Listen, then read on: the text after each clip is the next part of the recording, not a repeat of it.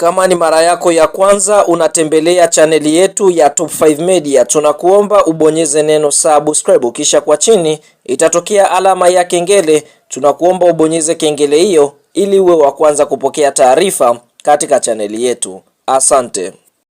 Yes, bwana, baada ya dakika 90 za mchezo wa ligi kuu ya NBC Tanzania Bara kati ya timu ya Pamba Jiji dhidi ya timu ya Simba Sports Club kuweza kutamatika kwa sare ya kufungana chuma moja kwa moja, walitangulia timu ya Simba kupata bao la uongozi kwenye dakika 33 ya mchezo kupitia mchezaji wao Anicent Oula, lakini kupitia free kick ambayo James amekuja kuipiga mchezaji wa timu ya Pamba Jiji imeweza kuwasawazishia na kuwafanya warudi mchezoni wakipambana upya kwenye kutafuta matokeo. Mpaka dakika 90 zinakamilika, Simba Sports Club ameweza kupata goli moja huku timu ya Pamba Jiji naye akipata goli moja na kuwafanya kila mmoja aweze kuondoka na alama moja kwenye mchezo huu. Ni hasara kwa upande wa Simba kudondosha hizi alama mbili kwa sababu yupo kwenye ile pick ya kugombania ubingwa wa ligi kuu ya NBC Tanzania Bara. Kwa namna nyingine naweza kusema kwa upande wa timu ya Pamba Jiji sio matokeo mabaya ukiangalia level waliokuwa nayo wao, ukifananisha na level ya timu ya Simba Sports Club. Sasa mara baada ya mchezo huu kuweza kutamatika, imeweza kumuibua afisa habari